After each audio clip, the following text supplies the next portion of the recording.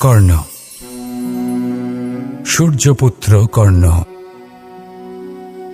স্বয়ং সূর্যের পুত্র, দেবী কুন্তীর প্রথম পুত্র। সেই কর্ণ যার একটি বাণ আমার রথকে, সেই রথ যার উপর মহাবলী অর্জুন বিরাজমান ছিলেন, যার পতাকায় স্বয়ং হনুমান ছিলেন, সেই রথকে তার একটি বাণ ধসিয়ে দিতে পেরেছিল। দৈব কবচ কুণ্ডলধারী কর্ণ, সেই কর্ণ যুদ্ধক্ষেত্রে নিজের সমাপ্তির সম্মুখীন হলেন। কারণ কি ছিল? নির্বাচন। দুর্যোধনের সাথে বন্ধুত্ব রাখার জন্য তার অনুচিত কর্মে কোনোদিন কোনো প্রতিবাদ করেননি, তাকে সঙ্গ দিয়েছেন এই নির্বাচন। যখন দ্রৌপদীর বস্ত্রহরণ হচ্ছিল, তখন তাকে বাধা দেওয়ার বদলে নীরব থাকার নির্বাচন, তার বিরোধিতা কখনো না করার নির্বাচন, এই নির্বাচনই কারণ হয়ে দাঁড়ালো কর্ণের পতনে। এই সংসারে সবার উপকার আপনি স্বীকার করতে পারেন, তাকে সম্মানও করতে পারেন, কিন্তু তার সামনে এতটাও নত হবেন না যে নিজের অন্তর্মনের কথাটা আপনি শুনতে না পান। নির্বাচন যদি ধর্মসঙ্গত হয় তবেই তা শুভ হয়। আসুন আমার সাথে ভালোবেসে বলুন, রাধা রাধা। মানুষ যখন কোনো শক্তি লাভ করে তখন সে নিজেকে বলশালী মনে করে। শক্তি লাভ করলেই তার মধ্যে অহংকার চলে আসে, অভিমান চলে আসে। তার কারণ হলো সে একটা সহজ কথা বুঝতেই পারে না। এই সব যা হচ্ছে সময়ের জন্য হচ্ছে। সময়ের থেকে বেশি বলশালী আর কেউ নেই। এই সময়ের জন্যই রাবণ ভক্তি দ্বারা কৈলাস পর্বত তুলে নিয়েছিলেন। আবার সেই সময়ের জন্যই, সেই কারণেই রাবণকে বধ হতে হলো। তার সাথে সাথে রাক্ষস কুলও ধ্বংস হয়েছিল এবং লঙ্কাও ভস্ম হয়ে গেছিল। দেখতে গেলে জন্ম থেকে মৃত্যু পর্যন্ত এই যে সময়, সেটাই হলো জীবন। কিন্তু তার মধ্যেও যা সময় আসে কোনো কারণেই আসে। সেই সময় আমরা যাপন করে কিছু শিখতে পারি। তাই আজ যে সময় আপনার হাতের কাছে আছে তাকে মুষ্টিবদ্ধ করে রাখুন, তাকে সামলে রাখুন, তাকে সংযত করে রাখুন, অনুভব করুন, তার থেকে কিছু শিখুন, তাকে কোনোভাবেই ব্যর্থ হতে দেবেন না। আর এটা জেনে রাখুন যে ভবিষ্যতে যা কিছু হতে পারে, যা কিছু হতে চলেছে, সেটা না আপনি জানেন আর না তা আপনার বশে রয়েছে। সেই জন্য আজ অহংকার বা অভিমান করে নিজের ভবিষ্যতের ক্ষতি করবেন না, সেই অনর্থক ঘটাবেন না। এটাই হলো সময়ের অর্থ। আসুন আমার সাথে ভালোবেসে বলুন, রাধা রাধা। খুব বড় একটা প্রশ্ন করতে চলেছি। এই সংসারের সব থেকে বেশি সুখী কে? এবার কেউ বলবে সেই ব্যক্তি যিনি সব থেকে বেশি ধনী, যার কাছে সব থেকে বেশি ধন আছে, আভূষণ আছে, স্বর্ণ আছে। কেউ বলবেন কোনো রাজ্যের রাজা, কারণ তিনি শাসন করতে পারেন, তার আদেশ ছাড়া কোনো কাজ সম্ভব নয়, ইত্যাদি ইত্যাদি। এর উত্তর যদি আমি দিই তাহলে এটুকুই বলবো, সংসারের সব থেকে সুখী ব্যক্তি হলেন তিনি যিনি সন্তুষ্ট। তার কাছে সন্তোষরূপী ধন আছে যা তাকে সুখী রাখে। এবারেই সন্তুষ্টি সেটা কিভাবে আসে জীবনে? এটা আসে ধৈর্যের কারণে। ধৈর্যের এই অনুভূতি অত্যন্ত শক্তিশালী। এই ধৈর্যই কিন্তু আমাদের ধরিত্রীকে ধরিত্রী মাতা করে তোলে। কারণ ধরিত্রী মাতা ধারণ করেন, সহ্য করেন, ধৈর্য ধরেন এবং নিজের কর্ম করতে থাকেন। সেটা ধৈর্যই ছিল মাতা সীতার মধ্যে, যা রাবণের অন্ত করে দিল। এই ধৈর্যের কারণেই নারায়ণ কুর্ম অবতার ধারণ করেছিলেন, বড় একটা পর্বতকে পৃষ্ঠে ধারণ করেছিলেন এবং সমুদ্র মন্থনকে সম্ভব করেছিলেন। সেই জন্য সর্বপ্রথম মনের মধ্যে ধৈর্যকে নিয়ে আসুন। এই ধৈর্যই আপনাকে সন্তুষ্টির পথে নিয়ে যাবে, আর এই সন্তুষ্টি আপনাকে লোভ, মোহ এবং লালসার পথ থেকে দূরে নিয়ে সুখের পথে নিয়ে যাবে। আর তখন এই মন প্রসন্ন হয়ে বলবে, রাধা রাধা। মানুষ চিরকাল বড় মানুষ হয়ে উঠতে চায়, সবসময় সেই নিয়ে কল্পনা করে। কিন্তু প্রশ্ন হলো এটাই যে মানুষ বড় কখন হতে পারে, যখন সে ধনী হয়ে ওঠে, নাকি যখন তার কাছে সম্মান থাকে, নাকি যখন রূপবান হয় বা অধিক শক্তিশালী হয়। মানুষ বড় মানুষ তখনই হতে পারে যখন বিপদের সময় সে অন্য কোনো মানুষের পাশে এসে দাঁড়ায়। তাই সর্বপ্রথম এইটা শিখুন। হয়তো এই জন্যই হনুমান শ্রীরামের কাছে এতটা বড়, আর হয়তো এই জন্যই বলরাম দাদা আমার কাছে এত বড়। যদি আপনিও জীবনে বড় হয়ে উঠতে চান, তাহলে কারোর সাথে তার দুঃখের সময়, তার সংকটের সময় তাকে সঙ্গ দিন আর পাশে এসে দাঁড়ান।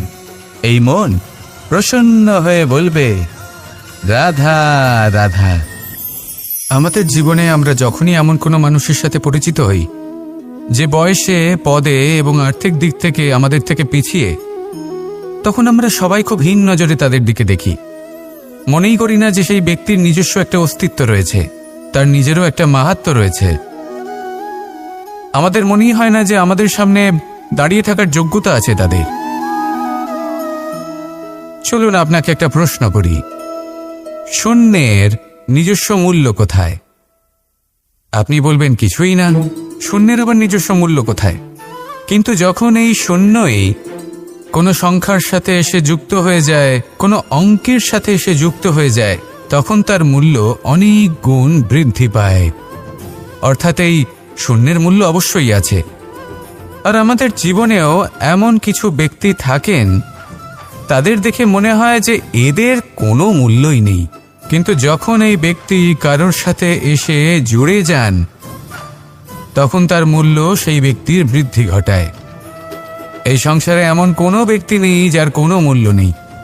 যদি আমরা ধনুকের কথা বলি, তাহলে তার জন্য একটি দড়ির প্রয়োজন হয়, যেটি প্রত্যঞ্চা হিসেবে ব্যবহৃত হয়। যদি প্রত্যঞ্চা না থাকে, তাহলে ধনুকের কোনো মূল্যই থাকে না। যদি প্রত্যঞ্চা না থাকে, তাহলে ধনুকের অস্তিত্ব অসম্পূর্ণ থেকে যায়। এই সংসারে যে কোনো ব্যক্তি হোক বা যে কোনো বস্তু হোক, প্রত্যেকের নিজস্ব একটি মূল্য আছে। তার সম্মান করুন, সামনে অগ্রসর হন, আর আমার সাথে ভালোবেসে বলুন, রাধা রাধা। যদি আপনি নিজের জীবনে প্রকৃত বন্ধু নির্বাচন করতে চান, তাহলে তার আগে দর্পণ আর ছায়া, এই দুইয়ের বিশেষত্বর বিষয়ে জানাটা অত্যন্ত প্রয়োজনীয়। দর্পণ কি করে থাকে? যখনই আপনি দর্পণের দিকে তাকাবেন, ও শুধুমাত্র আপনাকে সত্যের সাথে অবগত করাবে, ও আপনাকে কখনো মিথ্যে বলবে না। সেখানেই যদি ছায়ার কথা বলি, তাহলে দেখুন ছায়া কি করে। সব সময় আপনার সাথে থাকে, কখনো আপনার সঙ্গ ত্যাগ করে না। এবার আপনার জীবনে যদি এমন কোনো বন্ধু আসে যে সবসময় আপনাকে সত্য কথা বলবে, আপনার অপগুণের বিষয়ে যদি আপনাকে বলে কিন্তু তাও সে সত্যিই বলবে, তাহলে তার উদ্দেশ্য কিন্তু আপনাকে দুঃখ দেওয়া নয়। সে আপনার অজ্ঞানতা, আপনার ভ্রম দূর করতে চায়। যদি আপনি কোনো অনুচিত পথে চলতে থাকেন, তাহলে সে আপনাকে বাধা দিতে চায়। আর যদি সেই মিত্রই ছায়া সঙ্গীর মতো হয়, সে কখনোই সুখ দুঃখে আপনার সঙ্গ ত্যাগ করবে না।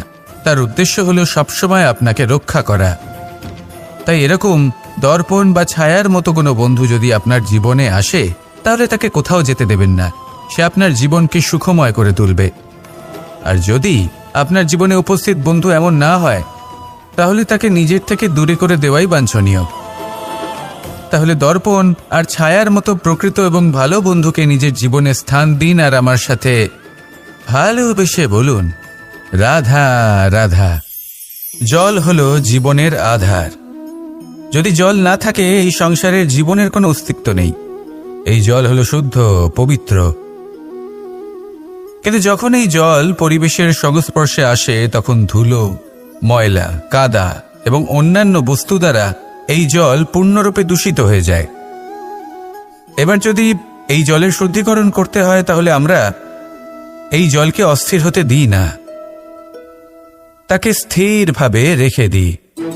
আর সেটা করলে সেই জল নিজে থেকেই সকল অশুদ্ধি ত্যাগ করে দেয়, নিজে থেকেই নিজেকে শুদ্ধ করে তোলে। এটা কিন্তু আমাদের মনের সাথেও হয়ে থাকে। এই সংসারে এত সমস্যার সম্মুখীন হয়েও কোথাও না কোথাও আমাদের এই মন মলিন হয়ে যায়। এতে নেতিবাচক ভাব জাগ্রত হয়। সেই মুহূর্তে আপনি কোনোভাবে রাগ করবেন না, মন খারাপ করবেন না, তাড়াতাড়ি কোনো সিদ্ধান্ত নেবেন না, কোনো প্রতিক্রিয়া দেবেন না। শুধু নিজের এই মনকে শান্ত করে রাখবেন, শান্ত মনে দিন যাপন করবেন। যদি এটা করেন তাহলে আপনি নিজে থেকেই বুঝতে পারবেন যে কি কি অশুভ ভাব আপনার মধ্যে জাগ্রত হয়েছে আর কি কি শুভ চেতনা আপনাকে জাগ্রত করতে হবে। আপনি নিজে থেকেই এমন পথ খুঁজে পাবেন যার দ্বারা এই অশুদ্ধি আপনি ত্যাগ করতে পারবেন। আসুন আমার সাথে ভালোবেসে বলুন, রাধা রাধা। প্রারম্ভ শূন্যের দ্বারা হয়ে থাকে, তা সে ব্রহ্মাণ্ডই হোক, পৃথিবীই হোক, আদি ইত্যাদিই হোক। সবাই নিজের অস্তিত্ব শূন্য থেকে লাভ করে।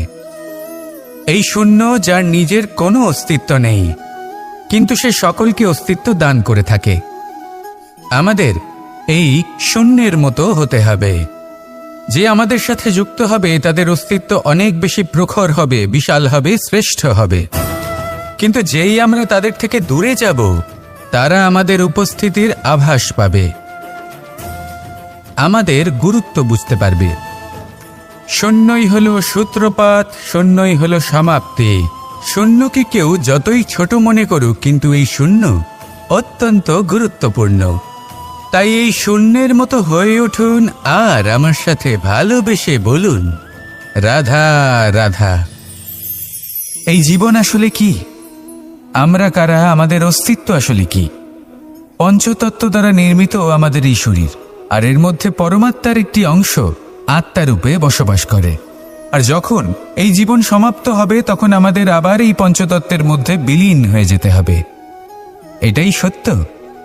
এবার অনেক মানুষ আছেন এমন অনেক চেষ্টা করতে থাকেন এমন কর্ম করার যাতে এই সংসার তাদের চিরস্মরণীয় করে রাখবে।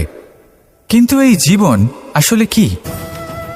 সেই সময় যখন আমরা নিঃশ্বাস নিই, আমাদের হৃৎস্পন্দন হয়, আমরা যে মুহূর্তগুলো যাপন করি, এবার এই মুহূর্তগুলিতে আমরা কি করব সেটা অত্যন্ত গুরুত্বপূর্ণ। আমরা কি অহংকার করব নাকি পরোপকার করব? এই সৃষ্টিকে বেঁধে রাখার চেষ্টা করব নাকি নিজেকে উন্নত করে তোলার চেষ্টা করব? এটাই শিক্ষা যে বল হোক বা কায়া, এর প্রতি আমাদের না অহংকার করা উচিত আর না মোহ। শুধু প্রত্যেকটা মুহূর্ত প্রেমময় হয়ে বাঁচুন আর ভালোবেসে বলুন, রাধা রাধা। প্রয়াস, পরিশ্রম, এই শব্দগুলি শুনতে হয়তো ছোট মনে হয়, কিন্তু এর মূল্য অনেকটাই অধিক। এবার প্রয়াসও কিন্তু দুই ধরনের হয়। একটা প্রয়াস তাই যা আমরা নিজের মন থেকে, অন্তর থেকে সমগ্র শক্তি দিয়ে করার চেষ্টা করি। এবারে এই প্রয়াস প্রচেষ্টার নামান্তর। কিছু প্রয়াস এমনও হয় যেমন দ্রুতক্রীড়া খেলা। মানুষ বলেন, আজ একটু প্রয়াস করি, একটু দ্রুতক্রীড়া খেলেই দেখি, যদি বিজয়ী হই তবে ভালো ব্যাপার, যদি না হই তবে আর কখনো খেলবো না। এটাও কিন্তু প্রয়াস, কিন্তু এই প্রয়াস পরিশ্রম নয়। পাণ্ডবদের দেখুন, ওনারা যখন পরিশ্রম করেছিলেন তখন খাণ্ডবপ্রস্থকেও ইন্দ্রপ্রস্থ বানিয়েছিলেন। দ্রুতক্রীড়া খেললেন, সেই মুহূর্তেই ইন্দ্রপ্রস্থ হারিয়ে ফেললেন। পরিশ্রম করলেন, সগৌরবের রাজা হলেন। দ্রুতক্রীড়া খেললেন, তখন এক মুহূর্তে রাজা থেকে নিঃস্ব হয়ে গেলেন। সারমর্ম এটাই যে দ্রুতক্রীড়া কখনো কখনো আপনার মিত্র হতে পারে, কখনো সে আপনাকে বিজয়ী করতে পারে, কিন্তু প্রয়াস এবং পরিশ্রম যখন একসাথে মিলিত হয় তখন তা সর্বদাই আপনার সাথে থাকে। প্রয়াস করতে থাকুন, পরিশ্রম করতে থাকুন, আর আমার সাথে ভালোবেসে বলুন, রাধা রাধা। আমি এইভাবে প্রত্যেক দিন নিজের সাথে কিছুটা সময় অতিবাহিত করি, সুচিন্তা করি, কারণ আমি এটা মনে করি যে আমার প্রতিদ্বন্দ্বী অন্য কেউ নয়, বরং আমি নিজেই। আর আমি চেষ্টা করি যে আমি যেন নিজেকে নিজের থেকে বেশি শ্রেষ্ঠ করে তুলতে পারি। তাই প্রতিদিন আমি আকলন করি নিজের কর্মের, যে কাল আমি কি উচিত করেছি, কি অনুচিত করেছি, যে ভুল আমি করেছি তা আজকে কি করে শুধরে নিতে পারি। যে শ্রেষ্ঠ কর্ম আমি কাল করেছি, আজও সেই শ্রেষ্ঠ কর্ম আমাকে করতে হবে। শুধু এই প্রক্রিয়াতেই আমি নিজেকে শ্রেষ্ঠ ব্যক্তি, শ্রেষ্ঠ রাজা, একজন শ্রেষ্ঠ পিতা, পুত্র করে তুলি। এইভাবেই আমি একজন শ্রেষ্ঠ মানুষ হয়ে উঠি। আপনিও এই কথা মনে রাখবেন যে আপনার প্রতিস্পর্ধা অন্য কারোর সাথে নয়, বরং নিজের সাথে। তাই নিজের কর্মের আকলন করুন, নিজের মধ্যে যে দোষ আছে তা ত্যাগ করুন, নিজেকে শুধরে ফেলুন। এই মন সবসময় সুপ্রসন্ন থাকবে এবং লক্ষ্য প্রাপ্ত করে বলবে, রাধা রাধা। কখনো কোনো পাখিকে দেখেছেন? যখন সে প্রথমবার উঠতে চেষ্টা করে, সে বাসা থেকে মাটিতে পড়ে যায়, কিন্তু সে হার মানে না, চেষ্টা করতে থাকে, করতেই থাকে, ডানা ঝাপটাতে থাকে, আর তারপর সে উড়তে শেখে। গোল শালগ্রাম শিলাকে দেখুন, পর্বত থেকে খসে পড়ে, ধাক্কা খায়, জলের প্রবাহ দ্বারা ঘর্ষিত হয়, তারপরে তা শালগ্রামে পরিণত হয়। ভেবে দেখুন, যদি কোনো পাখি প্রথমবার উড়তে গিয়ে এটা ভাবে যে না না, যদি আমি পড়ে যাই তবে, আমার যদি আঘাত লাগে তবে, আর যদি ভয়ের কারণে সে শুরুই না করতে পারে, চেষ্টাই না করে, তাহলে কি সে উড়তে শিখবে? কখনোই নয়। এটাই আমাদের শিখতে হবে, প্রারম্ভ করতে হবে। তা অত্যন্ত গুরুত্বপূর্ণ। যখন আমরা কিছু শুরু করি তখন ভয় করে, কিন্তু যদি এটা না করেন, জীবনে কখনো সামনে এগোতেই পারবেন না। হতেই পারে প্রারম্ভ করার পরে আপনি পড়ে যাবেন, বারবার নিচে পড়ে যাবেন, কিন্তু যদি নিরন্তর চেষ্টা করতে থাকেন, তাহলে একদিন না একদিন আপনি অবশ্যই সফল হবেন। এই শুরু করাটাই সব থেকে বেশি কঠিন। এর দ্বারা ভয়ভীত হবেন না। আসুন আর আমার সাথে ভালোবেসে বলুন, রাধা রাধা। এই সংসারে নির্মাণের বিষয়ে জ্ঞান লাভ করার পূর্বে ধ্বংসের বিজ্ঞান বুঝে নেওয়াও খুব প্রয়োজনীয়। যখনই আমরা ব্যায়াম করি তখন কি হয়? আমাদের পুরনো মাংসপেশি নষ্ট হয়ে যায় এবং সেই মাংসপেশির স্থানে আমরা নতুন মাংসপেশির নির্মাণ করে থাকি। যেমন একটা নতুন ইমারত গড়ে তোলবার পূর্বে পুরাতন ইমারতকে ভঙ্গ করে দিতে হয়, তবেই তো সেই স্থান সজীব হবে, ঠিক কিনা? এবারে জ্ঞান এবং বিজ্ঞান ছাড়াও এমন কিছু আছে যা কিনা অত্যন্ত গুরুত্বপূর্ণ। তা হলো সীমা পার করে যাওয়া। এই যে সীমা, এই যে নিয়ম, তা মানুষের জন্যই বানানো, তাকে নিয়ন্ত্রণ করার জন্য তৈরি করা হয়েছে। এমন অনেক সীমা, এমন অনেক নিয়ম মানুষের জন্য অত্যন্ত মঙ্গলকারী। কিন্তু কিছু এমন সীমা আছে, কিছু এমন নিয়ম আছে যা মানুষের লঙ্ঘন করে যাওয়া অতি আবশ্যক।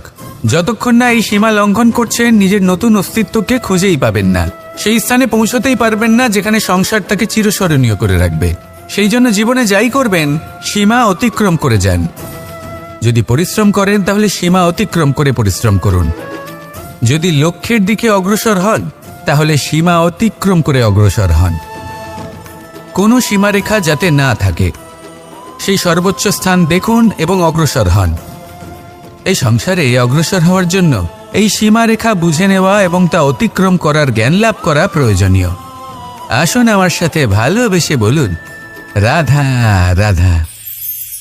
জ্যোতিষ একটা বিদ্যা, এ হলো একটা বিজ্ঞান। যে নক্ষত্র দশায় আপনি জন্মগ্রহণ করেছেন, যে স্থানে আপনার জন্ম হয়েছে, এগুলো আপনার জীবনের দিশা স্থির করার ক্ষেত্রে গুরুত্বপূর্ণ ভূমিকা পালন করে। কিন্তু যে রাশিতে আপনি জন্ম নিয়েছেন আর আপনার যা নাম স্থির হয়েছে, সেটা আপনার ভবিষ্যৎ নির্ধারণ করবে তা আবশ্যক নয়। রা দিয়ে রাম এবং রা দিয়ে রাবণ, এই দুজনের রাশি সমান ছিল, কিন্তু একজন নিজের শক্তির দুর্ব্যবহার করলেন। স্বর্ণ লঙ্কার অধিপতি রাবণ, চতুর্দিকে বিজয়ী হওয়া সেই ব্যক্তি নিজের পতনের সম্মুখীন হলেন। শ্রীরাম রাবণকে বধ করলেন। শ্রীরাম, যিনি নিজের কর্ম দ্বারা, নিজের পরিশ্রম দ্বারা ঈশ্বর উপাধি লাভ করেছিলেন, 14 বছরের বনবাস ভোগ করলেন, আর যখন বিপদে পড়লেন তখনও নিজের রাজ্যের সাহায্য নিলেন না। বনের মধ্যে নিজে বানর এবং ভাল্লুকদের নিয়ে একটি সেনাবাহিনী গড়ে তুললেন এবং রাবণকে তার কুকর্মের শাস্তি দিলেন। তাই সর্বদা এটা মনে রাখবেন, আপনার খ্যাতি, আপনার ভবিষ্যৎ আপনার কর্ম নির্ধারণ করে, আপনার রাশি নয়। তাই সবসময় শ্রেষ্ঠ কর্ম করুন আর আমার সাথে ভালোবেসে বলুন, রাধা রাধা। প্রজাপতি দেখেছেন? কি সুন্দর হয় তাই না এই প্রজাপতি? ওদের দিকে তাকালে নিজের অজান্তেই নিজের মুখে হাসি ফুটে ওঠে। কিন্তু এই প্রজাপতি জন্ম থেকেই এমন দেখতে হয় না। জন্ম থেকে এদের কাছে ডানা থাকে না, এরা উড়তেও পারে না। যখন একটি প্রজাপতি জন্ম নেয় তখন প্রথমে ডিম অবস্থায় থাকে সে। আস্তে আস্তে সেই কবচ সে ভেঙে ফেলে, খুব পরিশ্রম করতে হয় তাকে। তারপর কীটের আকার ধারণ করে সে চলতে থাকে। অনেক কষ্ট সহ্য করতে হয়, অনেক পরিশ্রম করতে হয়। তারপর তার রূপ বদলে যায়, তারপরে তার ডানা গজায়, তারপরে সে উড়তে পারে। এই নিরন্তর পরিশ্রমই সাফল্যের মূল মন্ত্র হয়। কখনো কখনো প্রতিভাও কম পড়ে যায় যদি নিরন্তর পরিশ্রম না করা হয়, যদি সমর্পণের ভাব মনে না থাকে, দৃঢ় নিষ্ঠা না থাকে।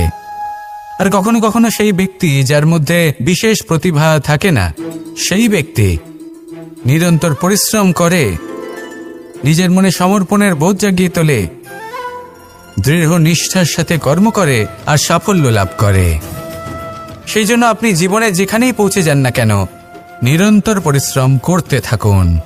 তবেই আপনার ভবিষ্যৎ রঙিন প্রজাপতির মতন গগনচুম্বী হবে। তবেই এই সংসার আপনাকে দেখবে এবং নিজের অজান্তেই এই সংসার নিজের মুখে হাসি ফুটিয়ে তুলবে এবং এই সংসার আমার সাথে ভালোবেসে বলবে, রাধা রাধা। আপনি কখনো কাউকে পর্বতে আরোহণ করতে দেখেছেন? বা আপনি কখনো নিজে কোনো পর্বতে আরোহণ করেছেন? করে থাকলে আপনি এই বিষয়ে অবশ্যই জানবেন যে যখন আমরা শিখরের দিকে এগোই, ওপরের দিকে এগিয়ে চলি, তখন আমাদের একটু ঝুঁকে পথ চলতে হয়। তখনই আমরা সেই পর্বত আরোহণ করতে পারি। কিন্তু যে ব্যক্তি নিচের দিকে ফিরে আসছেন তিনি কিন্তু ঝুঁকে চলেন না, তিনি দৃঢ়ভাবে সোজা হয়ে নিচে নামেন। এই ভারসাম্য বজায় রাখার এই খেলাতে সংসারের একটা সার লুকিয়ে রয়েছে। যদি আপনিও জীবনে উঁচুতে উঠতে চান, শিখরে পৌঁছতে চান, তাহলে আপনাকেও নত হয়ে বিনম্র হয়ে সামনে এগোতে হবে। সেখানে যদি আপনি বুক চিতিয়ে উদ্ধতভাবে অহংকার বোধ নিয়ে চলতে থাকেন, সেখান থেকেই আপনাকে নিচে নামতে হবে। কোনো ব্যক্তি তার বিনম্র স্বভাব দেখেই বোঝা যায় যে সেই ব্যক্তি সাফল্যের শিখর দেশে আরোহণ করছে নাকি নিচে তথা খাদের দিকে যাত্রা করছে। তাই সবসময় বিনম্র থাকুন, শ্রেষ্ঠ কর্ম করুন, পরিশ্রম করুন আর আমার সাথে ভালোবেসে বলুন, রাধা রাধা। কর্ণ, সূর্যপুত্র কর্ণ, স্বয়ং সূর্যের পুত্র, দেবী কুন্তীর প্রথম পুত্র। সেই কর্ণ যার একটি বাণ আমার রথকে, সেই রথ যার উপর মহাবলী অর্জুন বিরাজমান ছিলেন, যার পতাকায় স্বয়ং হনুমান ছিলেন, সেই রথকে তার একটি বাণ ধসিয়ে দিতে পেরেছিল। দৈব কবচ কুণ্ডলধারী কর্ণ, সেই কর্ণ যুদ্ধক্ষেত্রে নিজের সমাপ্তির সম্মুখীন হলেন। কারণ কি ছিল? নির্বাচন। দুর্যোধনের সাথে বন্ধুত্ব রাখার জন্য তার অনুচিত কর্মে কোনোদিন কোনো প্রতিবাদ করেননি, তাকে সঙ্গ দিয়েছেন এই নির্বাচন। যখন দ্রৌপদীর বস্ত্রহরণ হচ্ছিল তখন তাকে বাধা দেওয়ার বদলে নীরব থাকার নির্বাচন, তার বিরোধিতা কখনো না করার নির্বাচন। এই নির্বাচনই কারণ হয়ে দাঁড়ালো কর্ণের পতনে। এই সংসারে সবার উপকার আপনি স্বীকার করতে পারেন, তাকে সম্মানও করতে পারেন, কিন্তু তার সামনে এতটাও নত হবেন না যে নিজের অন্তর্মনের কথাটা আপনি শুনতে না পান। নির্বাচন যদি ধর্মসঙ্গত হয় তবেই তা শুভ হয়। আসুন আমার সাথে ভালোবেসে বলুন, রাধা রাধা। মানুষ যখন কোনো শক্তি লাভ করে তখন সে নিজেকে বলশালী মনে করে। শক্তি লাভ করলেই তার মধ্যে অহংকার চলে আসে, অভিমান চলে আসে। তার কারণ হলো সে একটা সহজ কথা বুঝতেই পারে না। এই সব যা হচ্ছে সময়ের জন্য হচ্ছে। সময়ের থেকে বেশি বলশালী আর কেউ নেই। এই সময়ের জন্যই রাবণ ভক্তি দ্বারা কৈলাস পর্বত তুলে নিয়েছিলেন। আবার সেই সময়ের জন্যই, সেই কারণেই রাবণকে বধ হতে হলো। তার সাথে সাথে রাক্ষস কুলও ধ্বংস হয়েছিল এবং লঙ্কাও ভস্ম হয়ে গেছিল। দেখতে গেলে জন্ম থেকে মৃত্যু পর্যন্ত এই যে সময়, সেটাই হলো জীবন। কিন্তু তার মধ্যেও যা সময় আসে কোনো কারণেই আসে। সেই সময় আমরা যাপন করে কিছু শিখতে পারি। তাই আজ যে সময় আপনার হাতের কাছে আছে তাকে মুষ্টিবদ্ধ করে রাখুন, তাকে সামলে রাখুন, তাকে সংযত করে রাখুন, অনুভব করুন, তার থেকে কিছু শিখুন, তাকে কোনোভাবেই ব্যর্থ হতে দেবেন না। আর এটা জেনে রাখুন যে ভবিষ্যতে যা কিছু হতে পারে, যা কিছু হতে চলেছে, সেটা না আপনি জানেন আর না তা আপনার বশে রয়েছে। সেই জন্য আজ অহংকার বা অভিমান করে নিজের ভবিষ্যতের ক্ষতি করবেন না, সেই অনর্থক ঘটাবেন না। এটাই হলো সময়ের অর্থ।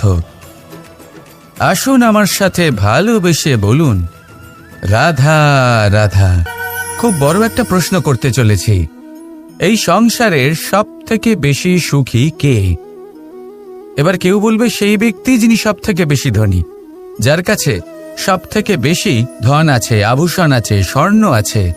কেউ বলবেন কোনো রাজ্যের রাজা, কারণ তিনি শাসন করতে পারেন, তার আদেশ ছাড়া কোনো কাজ সম্ভব নয়, ইত্যাদি ইত্যাদি।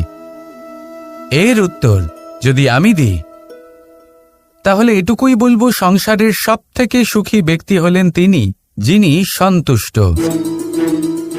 তার কাছে সন্তোষরূপী ধন আছে, যা তাকে সুখী রাখে। এবারে এই সন্তুষ্টি, সেটা কিভাবে আসে জীবনে? এটা আসে ধৈর্যের কারণে। ধৈর্যের এই অনুভূতি অত্যন্ত শক্তিশালী। এই ধৈর্যই কিন্তু আমাদের ধরিত্রীকে ধরিত্রী মাতা করে তোলে। কারণ ধরিত্রী মাতা ধারণ করেন, সহ্য করেন, ধৈর্য ধরেন এবং নিজের কর্ম করতে থাকেন। সেটা ধৈর্যই ছিল মাতা সীতার মধ্যে, যা রাবণের অন্ত করে দিল। এই ধৈর্যের কারণেই নারায়ণ কুর্ম অবতার ধারণ করেছিলেন, বড় একটা পর্বতকে পৃষ্ঠে ধারণ করেছিলেন এবং সমুদ্র মন্থনকে সম্ভব করেছিলেন। সেই জন্য সর্বপ্রথম মনের মধ্যে ধৈর্যকে নিয়ে আসুন। এই ধৈর্যই আপনাকে সন্তুষ্টির পথে নিয়ে যাবে, আর এই সন্তুষ্টি আপনাকে লোভ, মোহ এবং লালসার পথ থেকে দূরে নিয়ে সুখের পথে নিয়ে যাবে। আর তখন এই মন প্রসন্ন হয়ে বলবে, রাধা রাধা। মানুষ চিরকাল বড় মানুষ হয়ে উঠতে চায়, সবসময় সেই নিয়ে কল্পনা করে। কিন্তু প্রশ্ন হলো এটাই যে মানুষ বড় কখন হতে পারে? যখন সে ধনী হয়ে ওঠে, নাকি যখন তার কাছে সম্মান থাকে, নাকি যখন রূপবান হয় বা অধিক শক্তিশালী হয়? মানুষ বড় মানুষ তখনই হতে পারে যখন বিপদের সময় সে অন্য কোনো মানুষের পাশে এসে দাঁড়ায়। তাই সর্বপ্রথম এইটা শিখুন। হয়তো এই জন্যই হনুমান শ্রীরামের কাছে এতটা বড়, আর হয়তো এই জন্যই বলরাম দাদা আমার কাছে এত বড়। যদি আপনিও জীবনে বড় হয়ে উঠতে চান, তাহলে কারোর সাথে তার দুঃখের সময়, তার সংকটের সময় তাকে সঙ্গ দিন আর পাশে এসে দাঁড়ান। এই মন প্রসন্ন হয়ে বলবে, রাধা রাধা। আমাদের জীবনে আমরা যখনই এমন কোনো মানুষের সাথে পরিচিত হই যে বয়সে, পদে এবং আর্থিক দিক থেকে আমাদের থেকে পিছিয়ে, তখন আমরা সবাই খুব হীন নজরে তাদের দিকে দেখি। মনেই করি না যে সেই ব্যক্তির নিজস্ব একটা অস্তিত্ব রয়েছে, তার নিজেরও একটা মাহাত্ম্য রয়েছে। আমাদের মনেই হয় না যে আমাদের সামনে দাঁড়িয়ে থাকার যোগ্যতা আছে তাদের। চলুন আপনাকে একটা প্রশ্ন করি, শূন্যের নিজস্ব মূল্য কোথায়? আপনি বলবেন কিছুই না। শূন্যের আবার নিজস্ব মূল্য কোথায়? কিন্তু যখন এই শূন্যই কোনো সংখ্যার সাথে এসে যুক্ত হয়ে যায়, কোনো অঙ্কের সাথে এসে যুক্ত হয়ে যায়, তখন তার মূল্য অনেক গুণ বৃদ্ধি পায়। অর্থাৎ এই শূন্যের মূল্য অবশ্যই আছে। আর আমাদের জীবনেও এমন কিছু ব্যক্তি থাকেন, তাদের দেখে মনে হয় যে এদের কোনো মূল্যই নেই, কিন্তু যখন এই ব্যক্তি কারোর সাথে এসে জুড়ে যান, তখন তার মূল্য সেই ব্যক্তির বৃদ্ধি ঘটায়। এই সংসারে এমন কোনো ব্যক্তি নেই যার কোনো মূল্য নেই। যদি আমরা ধনুকের কথা বলি, তাহলে তার জন্য একটি দড়ির প্রয়োজন হয়, যেটি প্রত্যঞ্চা হিসেবে ব্যবহৃত হয়। যদি এই প্রত্যঞ্চা না থাকে, তাহলে ধনুকের কোনো মূল্যই থাকে না।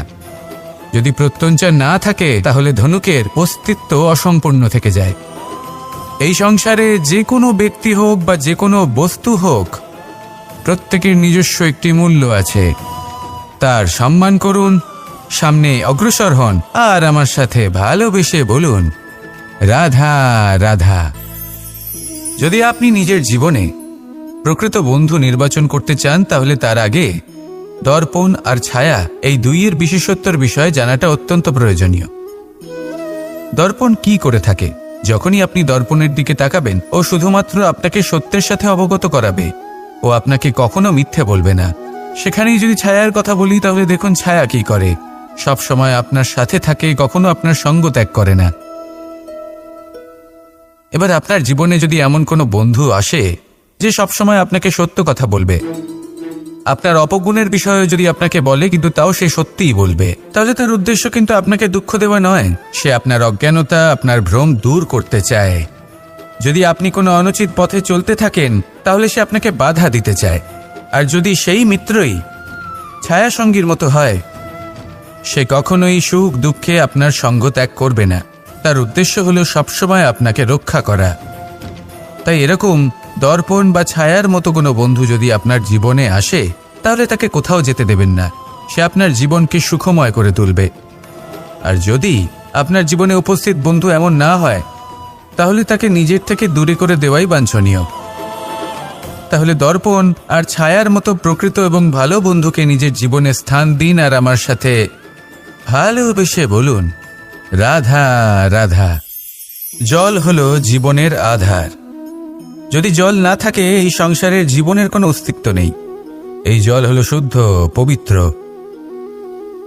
কিন্তু যখন এই জল পরিবেশের সংস্পর্শে আসে, তখন ধুলো, ময়লা, কাদা এবং অন্যান্য বস্তু দ্বারা এই জল পূর্ণরূপে দূষিত হয়ে যায়।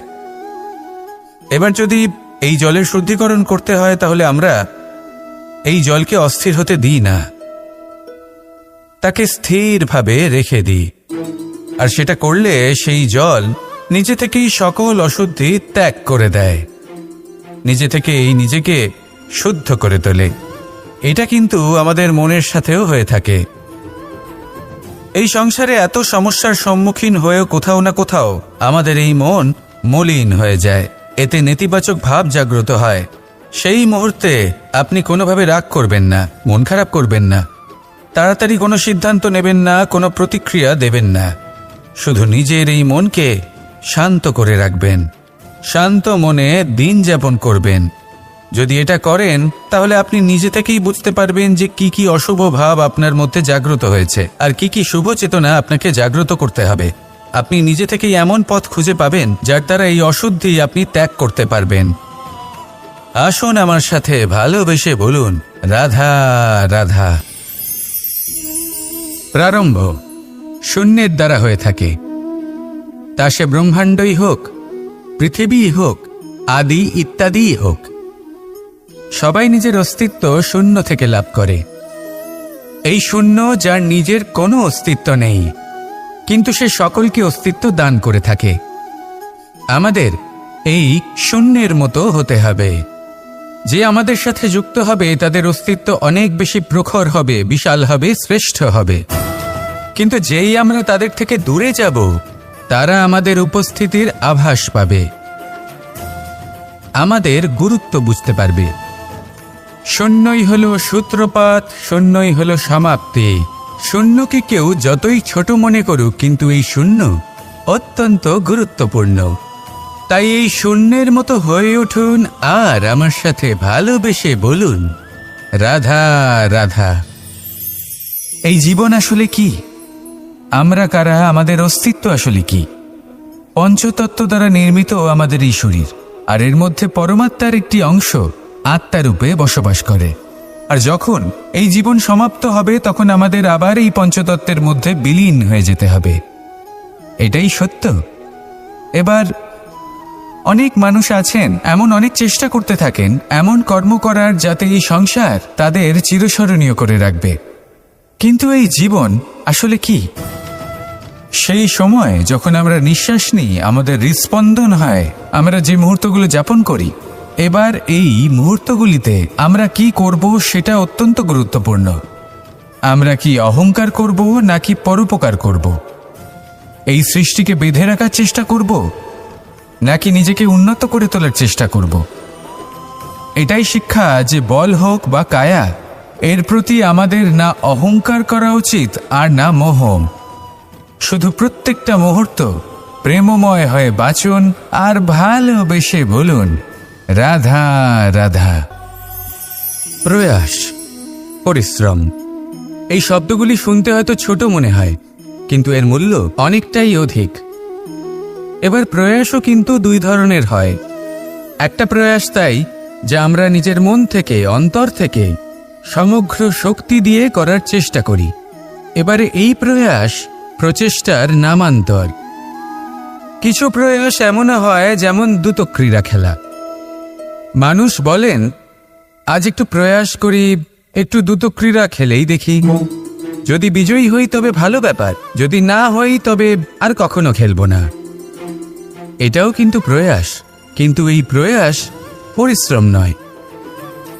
পাণ্ডবদের দেখুন, ওনারা যখন পরিশ্রম করেছিলেন তখন খাণ্ডবপ্রস্থকেও ইন্দ্রপ্রস্থ বানিয়েছিলেন।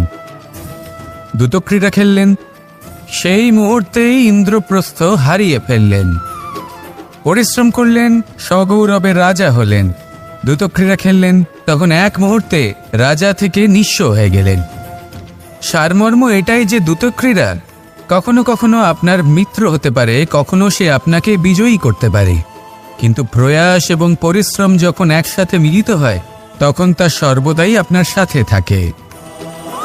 প্রয়াস করতে থাকুন, পরিশ্রম করতে থাকুন, আর আমার সাথে ভালোবেসে বলুন রাধা রাধা। আমি এইভাবে প্রত্যেকদিন নিজের সাথে কিছুটা সময় অতিবাহিত করি, সুচিন্তা করি, কারণ আমি এটা মনে করি যে আমার প্রতিদ্বন্দ্বী অন্য কেউ নয় বরং আমি নিজেই। আর আমি চেষ্টা করি যে আমি যেন নিজেকে নিজের থেকে বেশি শ্রেষ্ঠ করে তুলতে পারি। তাই প্রতিদিন আমি আকলন করি নিজের কর্মের, যে কাল আমি কি উচিত করেছি কি অনুচিত করেছি, যে ভুল আমি করেছি তা আজকে কি করে শুধরে নিতে পারি। যে শ্রেষ্ঠ কর্ম আমি কাল করেছি আজও সেই শ্রেষ্ঠ কর্ম আমাকে করতে হবে। শুধু এই প্রক্রিয়াতেই আমি নিজেকে শ্রেষ্ঠ ব্যক্তি, শ্রেষ্ঠ রাজা, একজন শ্রেষ্ঠ পিতা, পুত্র করে তুলি। এইভাবেই আমি একজন শ্রেষ্ঠ মানুষ হয়ে উঠি। আপনিও এই কথা মনে রাখবেন যে আপনার প্রতিস্পর্ধা অন্য কারোর সাথে নয় বরং নিজের সাথে। তাই নিজের কর্মের আকলন করুন, নিজের মধ্যে যে দোষ আছে তা ত্যাগ করুন, নিজেকে শুধরে ফেলুন। এই মন সবসময় সুপ্রসন্ন থাকবে এবং লক্ষ্য প্রাপ্ত করে বলবে রাধা রাধা। কখনো কোনো পাখিকে দেখেছেন? যখন সে প্রথমবার উঠতে চেষ্টা করে সে বাসা থেকে মাটিতে পড়ে যায়, কিন্তু সে হার মানে না, চেষ্টা করতে থাকে, করতেই থাকে, ডানা ঝাপটাতে থাকে, আর তারপর সে উড়তে শেখে। গোল শালগ্রাম শিলাকে দেখুন, পর্বত থেকে খসে পড়ে, ধাক্কা খায়, জলের প্রবাহ দ্বারা ঘর্ষিত হয়, তারপরে তা শালগ্রামে পরিণত হয়। ভেবে দেখুন, যদি কোনো পাখি প্রথমবার উড়তে গিয়ে এটা ভাবে যে না না, যদি আমি পড়ে যাই তবে, আমার যদি আঘাত লাগে তবে, আর যদি ভয়ের কারণে সে শুরুই না করতে পারে, চেষ্টাই না করে, তাহলে কি সে উড়তে শিখবে? কখনোই নয়। এটাই আমাদের শিখতে হবে, প্রারম্ভ করতে হবে। তা অত্যন্ত গুরুত্বপূর্ণ। যখন আমরা কিছু শুরু করি তখন ভয় করে, কিন্তু যদি এটা না করেন জীবনে কখনো সামনে এগোতেই পারবেন না। হতেই পারে প্রারম্ভ করার পরে আপনি পড়ে যাবেন, বারবার নিচে পড়ে যাবেন, কিন্তু যদি নিরন্তর চেষ্টা করতে থাকেন তাহলে একদিন না একদিন আপনি অবশ্যই সফল হবেন। এই শুরু করাটাই সব থেকে বেশি কঠিন। এর দ্বারা ভয়ভীত হবেন না। আসুন আর আমার সাথে ভালোবেসে বলুন রাধা রাধা।